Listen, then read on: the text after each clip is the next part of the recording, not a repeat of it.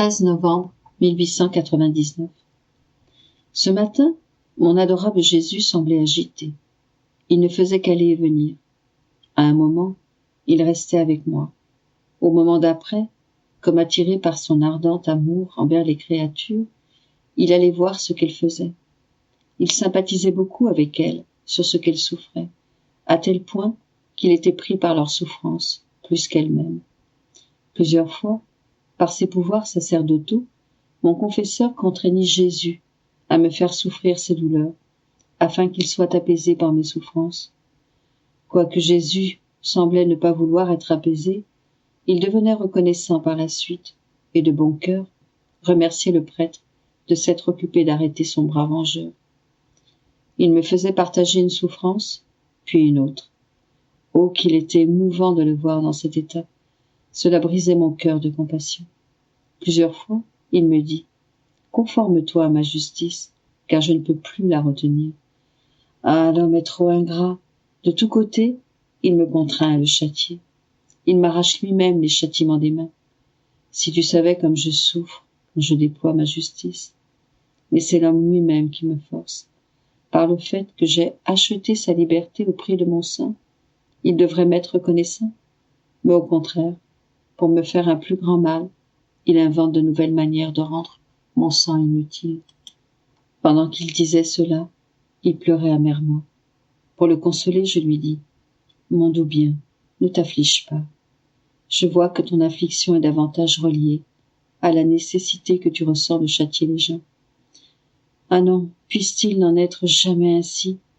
Puisque tu es tout pour moi, je veux être tout pour toi. En conséquence, envoie tes châtiments sur moi. Je suis une victime, toujours à ta disposition. Tu peux me faire souffrir tout ce que tu voudras. Ainsi, ta justice sera apaisée, de quelques degrés, et tu seras réconforté dans les afflictions que tu ressens, en voyant souffrir les créatures. J'ai toujours été contre l'application de ta justice, car lorsque l'homme souffre, tu souffres plus que lui.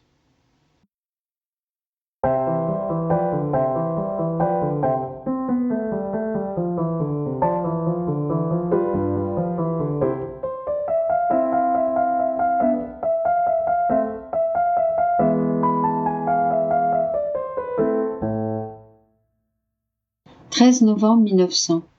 Louisa voit beaucoup de misère humaine, l'humiliation et le dépouillement de l'Église, et même la corruption des prêtres. J'ai passé plusieurs jours très amers de privation. Après avoir reçu la Sainte Eucharistie, j'ai vu dans mon intérieur 3 bambins. Leur beauté et leur ressemblance étaient si frappantes qu'ils semblaient tous les 3 nés d'un même accouchement. Mon âme fut surprise et étonnée de voir autant de beauté enfermée dans mon intérieur si misérable. Mon étonnement grandit davantage quand je vis ces 3 bambins tenir en main chacun une corde en or avec lequel ils se liaient à moi et ils liaient mon cœur au leur. Ensuite, chacun ayant trouvé sa place en moi, ils commencèrent à discuter entre eux dans un langage que je ne comprenais pas. C'est pourquoi je ne trouve pas les mots pour répéter leurs sublimes paroles. Je peux seulement dire qu'en un clin d'œil, j'ai vu beaucoup de misère humaine, l'humiliation et le dépouillement de l'Église, et même la corruption des prêtres, qui au lieu d'être lumière pour les peuples, étaient devenus ténèbres. Tout attristé par cette vision, je dis « Dieu très saint, donne la paix à ton Église, fais que lui soit restitué ce qu'ils lui ont enlevé, et ne permets pas que les méchants rient dans le dos des bons. » Pendant que je disais cela, les 3 bambins dirent « Ce sont les mystères incompréhensibles de Dieu. » Ensuite, ils disparurent, et je revins dans mon corps. «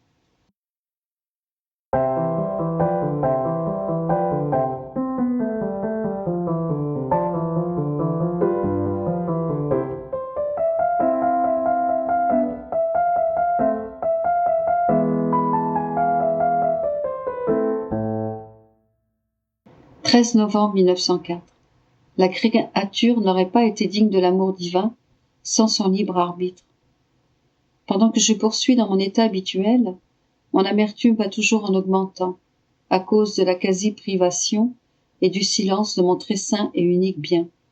Tout est ombre et lumière évanescente. Je me sens écrasée et abasourdie.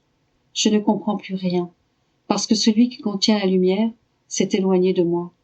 Il est comme un éclair qui illumine brièvement et amène par la suite une obscurité plus grande. Le seul et unique héritage qui m'est laissé, c'est la divine volonté. Après m'être bien battu, je sentais que je ne pouvais plus continuer. Jésus vint brièvement et me dit « Ma fille, puisque j'étais homme et Dieu, mon humanité voyait tous les péchés, tous les châtiments et toutes les âmes perdues. J'aurais voulu tout réunir en un seul point, détruire les péchés et les châtiments et sauver les âmes. J'aurais voulu souffrir la passion non pas un seul jour, mais tous les jours, pour pouvoir contenir en moi toutes ces souffrances et épargner les pauvres créatures. J'aurais aimé faire ainsi, et j'aurais pu le faire. Cependant, j'aurais alors détruit chez mes créatures le libre arbitre. Et qu'est-ce qu'il leur serait arrivé sans leur propre mérite et leur propre volonté pour l'accomplissement du bien? À quoi mes enfants auraient-ils ressemblé? Auraient-ils encore été dignes de ma sagesse créatrice? Certainement pas. Ils auraient été comme des étrangers, qui n'ayant pas travaillé avec les autres enfants, n'auraient aucun droit, n'auraient droit à aucun héritage. Ils auraient mangé et bu avec honte, parce qu'ils n'auraient fait aucun acte valable pour témoigner de leur amour envers le Père. Ils n'auraient jamais pu être dignes de l'amour du Père. En somme, sans le libre arbitre, les créatures n'auraient jamais été dignes de l'amour divin. D'autre part, je ne pouvais pas contrevenir à ma sagesse créatrice. Je devais l'adorer comme je l'ai fait, et je devais me résigner à ce que mon humanité absorbe les vides de la justice, ce qui ne pouvait cependant pas être le cas pour ma divinité. Les vides de la justice divine sont remplis par les châtiments de cette vie, le purgatoire et l'enfer. Si donc mon humanité s'est résignée à tout cela, voudrais-tu peut-être me surpasser et ne pas recevoir des vides de souffrance en toi, en m'empêchant ainsi de châtier les gens? Ma fille, conforme-toi à moi et reste tranquille.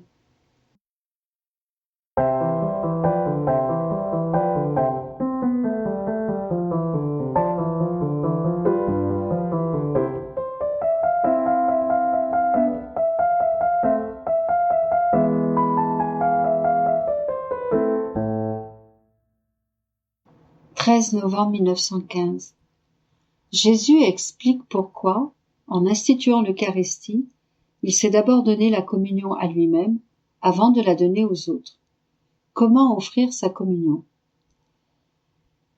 Après avoir reçu la Sainte Communion, je me suis dit, de quelle manière dois-je offrir cette communion pour plaire à Jésus?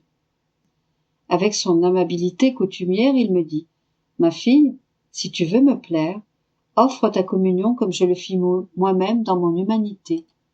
Avant de donner la communion aux autres, je me suis donné la communion à moi-même, pour que mon Père reçoive la gloire complète pour toutes les communions des créatures, et aussi pour prendre en moi les réparations pour tous les sacrilèges et les offenses que mon humanité aurait à subir dans le sacrement de l'Eucharistie.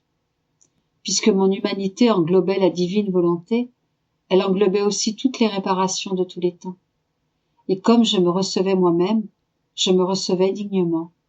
D'autre part, par le fait que tous les actes des créatures étaient divinisés par mon humanité, j'ai pu sceller les communions de toutes les créatures avec ma communion. Autrement, comment une créature aurait-elle pu recevoir un Dieu? En somme, mon humanité ouvrait la porte aux créatures pour qu'elles puissent me recevoir. Toi, ma fille, fais cela dans ma volonté, en t'unissant à mon humanité. De cette manière, tu incluras tout, et je trouverai en toi les réparations de tous, la compensation pour tout et mon contentement. Plus encore, je trouverai en toi un autre moi-même.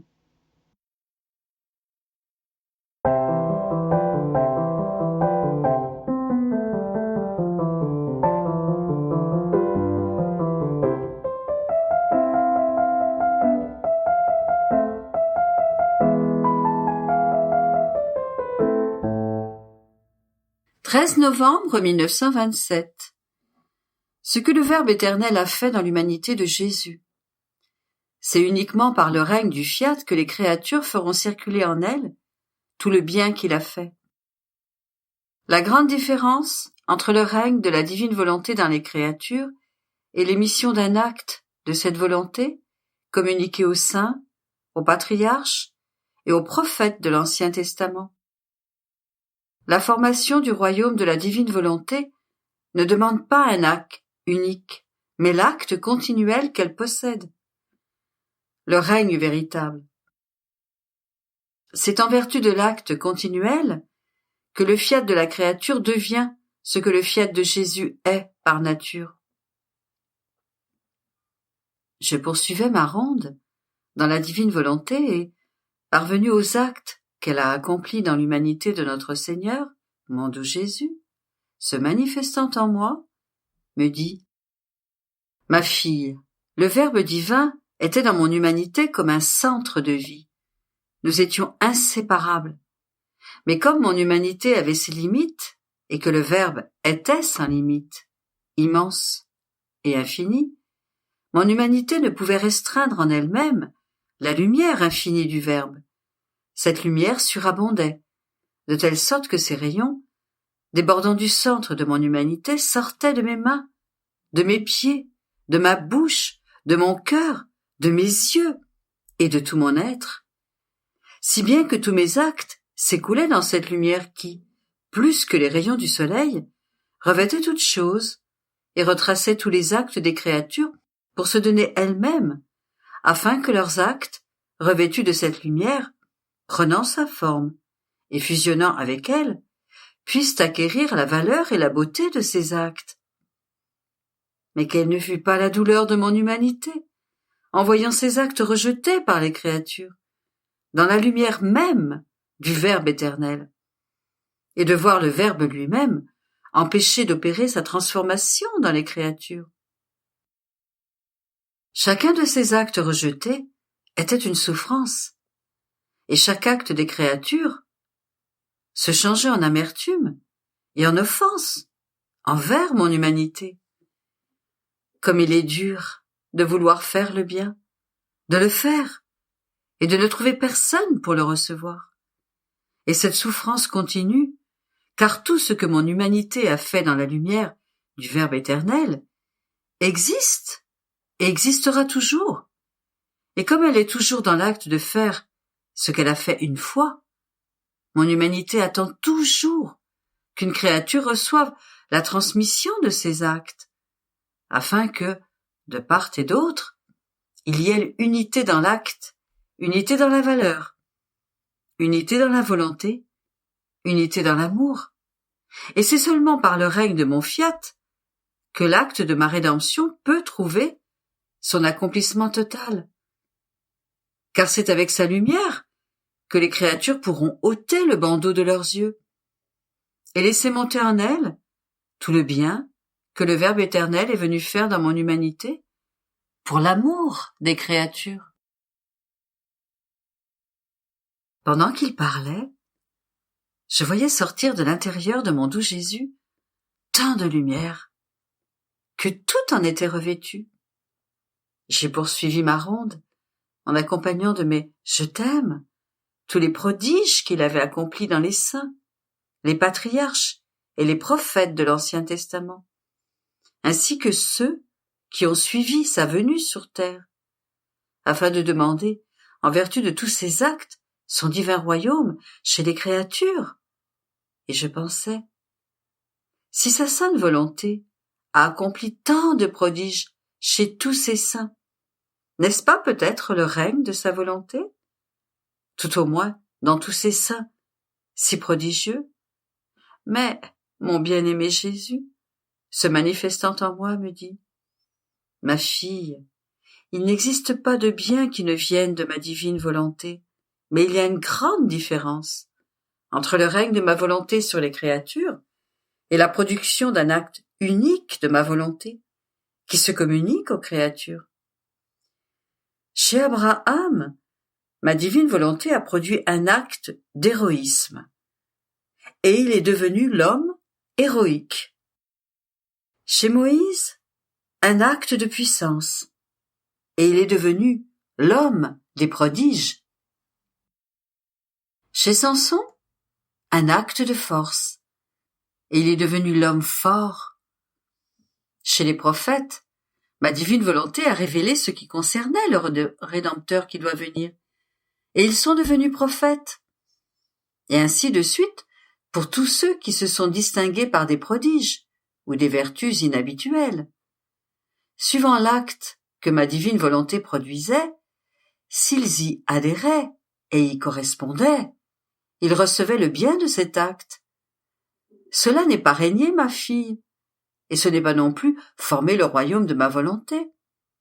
Pour le former, il faut non pas un seul acte, mais l'acte continuel que possède ma volonté. Voilà ce qu'elle veut donner aux créatures pour former son royaume. Son acte continuel de puissance, de bonheur, de lumière, de sainteté et d'une indescriptible beauté.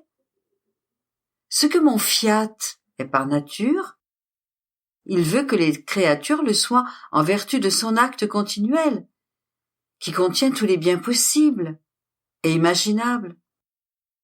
Dirais-tu qu'un roi règne parce qu'il a édicté une loi ou accordé un bienfait à son peuple? Certainement pas. Le règne véritable consiste à former la vie de son peuple avec toutes ses lois, à leur donner le régime juste qui convient à leur vie, ainsi que tous les moyens nécessaires pour que rien ne manque à leur bien-être. Le roi, pour régner, doit avoir sa vie au milieu de son peuple et faire que sa volonté et ses biens soient un avec son peuple, de telle sorte que le roi forme la vie de son peuple et le peuple la vie de son roi. Sinon, ce n'est pas un règne véritable. Tel est le règne de ma volonté, se rendre inséparable des enfants de son royaume, leur donner tout ce qu'elle possède au point qu'ils en débordent, afin d'avoir des enfants heureux et sains, du même bonheur et de la même sainteté que ma volonté. Or, on peut voir que malgré les nombreux prodiges accomplis par les saints, les prophètes et les patriarches, ils n'ont pas formé mon royaume au sein des créatures. Ils n'en ont pas non plus fait connaître le prix et le grand bien que possède ma volonté, ni ce qu'elle peut et veut donner, ni le dessein de son règne, car il leur manquait l'acte continuel et la vie permanente de ma volonté. Ainsi, n'en connaissant pas la profondeur, ils se sont préoccupés d'autre chose que ce qui concernait ma gloire et leur bien, et ils ont mis de côté ma volonté, dans l'attente d'un temps plus favorable, où le Père, dans sa bonté, ferait d'abord connaître, avant de donner, un bien et un royaume si grand et si saint qu'ils ne pouvaient même en rêver. Aussi, sois attentive et continue ton vol dans le divin fiat. «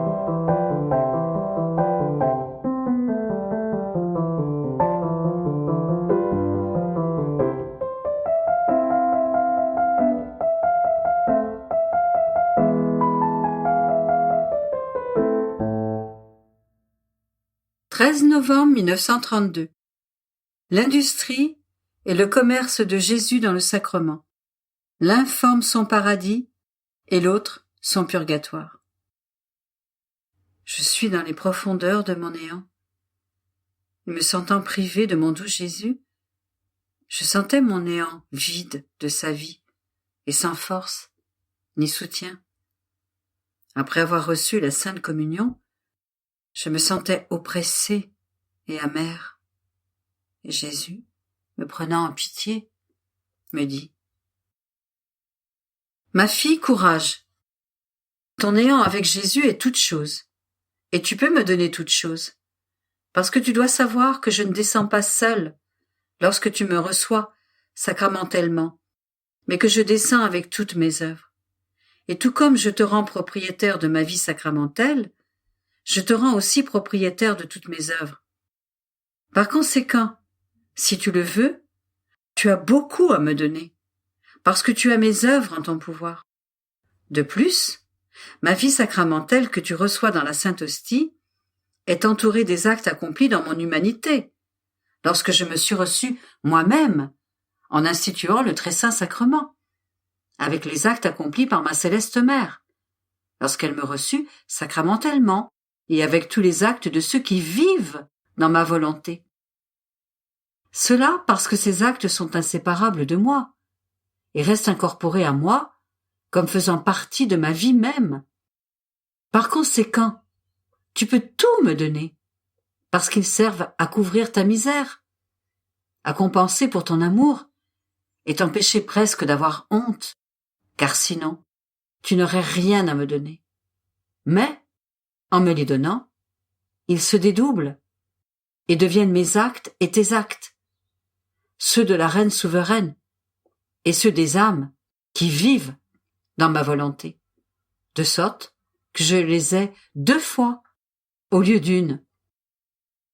Et ma vie sacramentelle demeure entourée 2 fois d'actes, 2 fois d'amour et d'une plus grande gloire. Tel est le commerce que je pratique lorsque je me communique aux âmes. Je donne de ce qui est à moi pour le recevoir en double, et ma vie sacramentelle demeure active pour avoir cet échange. Mais hélas, combien n'en font aucun usage? Et ces âmes restent sans rien avoir à me donner, et je suis privé d'une nouvelle cour, sans leurs actes, et avec la peine de ne pas pouvoir exercer mon commerce d'amour. Tu ne me feras pas cela, parce que si je viens, c'est aussi parce que je veux me donner moi-même, et me recevoir, quoi que la créature puisse me donner, cela forme ma satisfaction. Mon bonheur et mon paradis dans le très saint sacrement. Donner et ne rien recevoir des créatures forment mon purgatoire dans la petite prison de l'hostie sacramentelle. Un purgatoire que l'ingrate créature forme pour moi. Par conséquent, sois attentive et avec courage et sans réserve aucune. Donne-moi ce qui est mien et donne-moi tout de toi-même, afin que je puisse dire « Je lui ai tout donné et elle m'a tout donné ». Tu formeras ainsi mon bonheur et mon commerce d'amour. Après quoi, je faisais ma ronde dans la divine volonté et il me semblait que toutes les choses créées, les unes après les autres, m'invitaient à les connaître, comme œuvre du fiat omnipotent où il attendait mon petit échange d'amour. Et si petit qu'il soit, il le voulait, il le demandait, afin d'obtenir la raison d'avoir fait toute la création. Et j'essayais de suivre la divine volonté, lorsque mon aimable Jésus, répétant sa petite visite, me dit « Ma bienheureuse fille, tout ce que notre paternelle bonté a accompli dans la création et la rédemption n'a pas encore reçu l'échange de la part des créatures. La raison en est que le dessein pour lequel la création fut créée était que l'homme accomplirait notre volonté en toutes choses. Cette volonté, opérant dans la création, devait obtenir son acte opératif continuel dans la créature, de telle sorte que l'écho de l'une devait former l'écho de l'autre, pour ne faire qu'un. Mais la vertu opérante de ma volonté reste seule, avec toute sa magnificence, sa puissance, sa sagesse et sa beauté. Elle demeure dans la sphère céleste, mais dans l'homme, elle est réprimée. Et comme l'homme n'a pas en lui ma volonté opérante, il n'a pas l'oreille pour entendre sa vertu opérante dans la création. Par conséquent, n'ayant pas atteint leur dessein, nos œuvres demeurent sans échange. Le dessein forme l'échange de toute œuvre accomplie, grande ou petite. Tu dois être convaincu que personne ne travaille dans l'ordre divin ou dans l'ordre humain sans le dessein d'obtenir un échange. Ce dessein peut être appelé le commencement de la vie d'une œuvre. L'échange en est l'accomplissement. Oh, combien d'œuvres n'auraient pas de commencement s'il n'y avait le dessein et resteraient à mi-chemin s'il n'y avait la certitude de l'échange. L'échange soutient des sacrifices inouïs et confère à Dieu et aux créatures l'héroïsme excessif. Or, si ma volonté ne forme pas son royaume dans les âmes, et qu'elle ne lui donne pas la liberté de les dominer par sa vertu créatrice et opérante, le véritable échange ne nous est pas donné. Nous serons par conséquent toujours dans l'attente, et nous verrons nos œuvres merveilleuses à mi-chemin, et sans l'accomplissement de notre dessein. Il manque ainsi la chose la plus belle, l'acte le plus important, le dessein en vue duquel toutes choses furent créées. Tu vois donc combien il est nécessaire que vienne le royaume de ma divine volonté. Plus encore, en ne recevant pas son échange, notre œuvre créatrice reste suspendue et ne peut pas poursuivre l'œuvre de création. Car il est établi qu'à partir de la création extérieure que possèdent les créatures, la création intérieure dans les profondeurs de l'âme devait être poursuivie. Cela peut être accompli si ma volonté détient la première place. La liberté de travailler dans la volonté humaine. Si ma volonté ne l'a pas, elle ne peut pas poursuivre son œuvre créatrice. Elle en est empêchée, incapable de créer des cieux, des étoiles et des soleils nouveaux, ainsi que tout le reste. Et sans pouvoir poursuivre nos œuvres, et sans être capable de continuer ce que nous avons établi de faire dans les créatures, en vertu de notre volonté. Comment pouvons-nous avoir l'échange si nous n'avons pas encore fini de faire ce que nous voulons? Et si l'œuvre de création que nous avons commencée, il y a tant de siècles, n'a pas encore été achevée?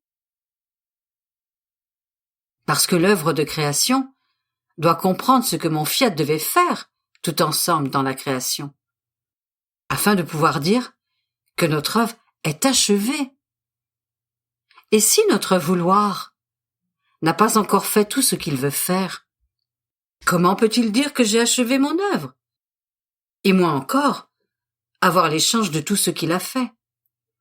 Ainsi, lorsque nous aurons obtenu le dessein de la créature, faisant toutes choses dans notre volonté, et vivant en elle, ayant son règne, afin de laisser le champ libre à la magnificence de ses œuvres, lorsque le dessein de la volonté de l'un sera le dessein de l'autre, alors nous pourrons recevoir l'échange de tout ce que nous avons accompli pour l'amour des créatures. Par conséquent, sois attentive et va toujours de l'avant dans ma volonté. «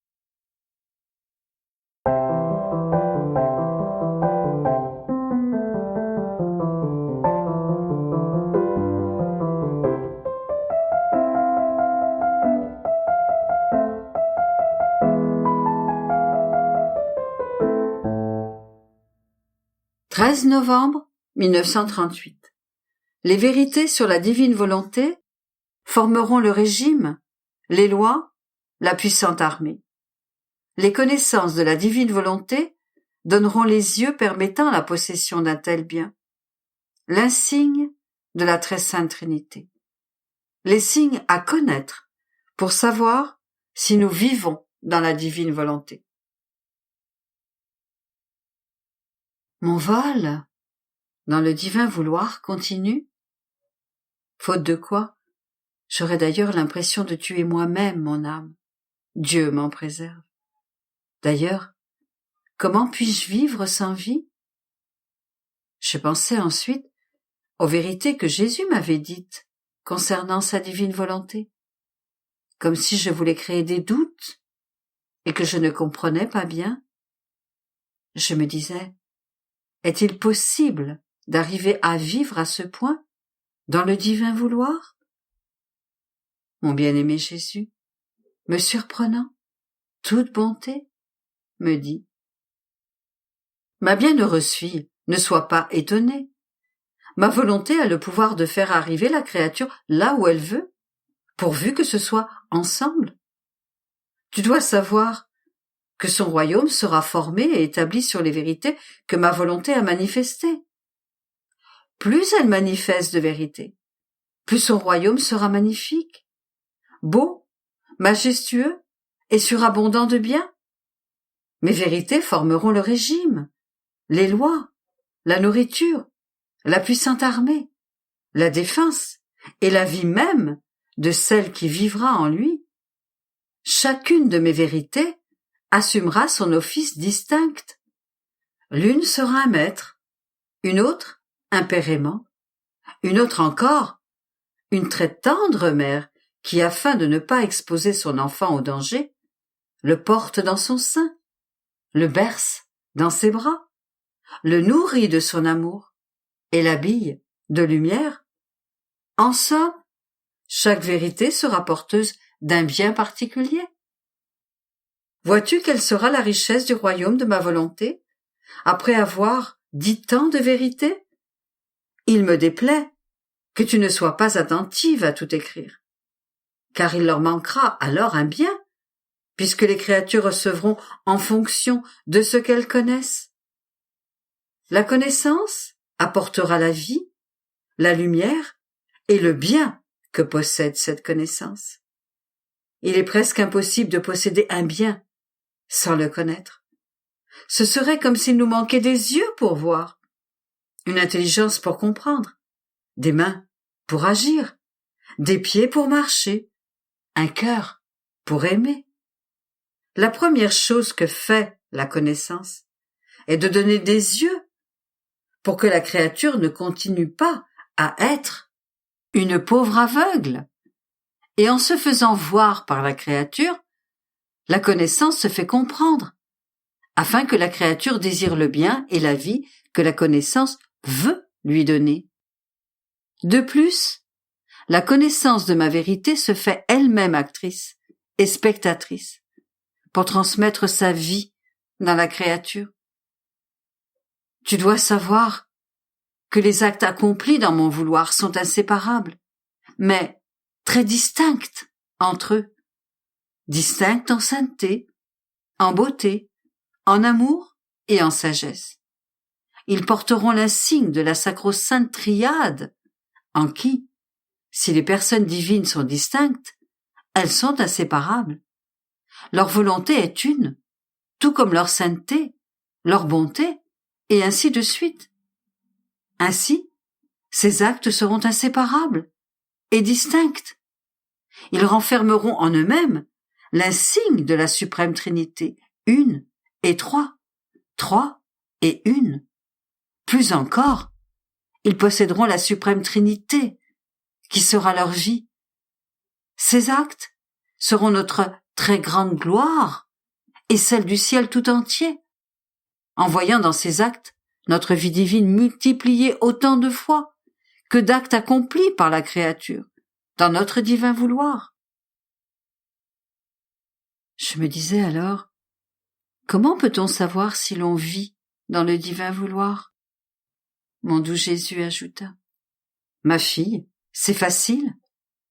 Tu dois savoir que lorsque mon divin fiat règne dans l'âme, il a son acte opérant et continu, et il ne sait pas être sans rien faire.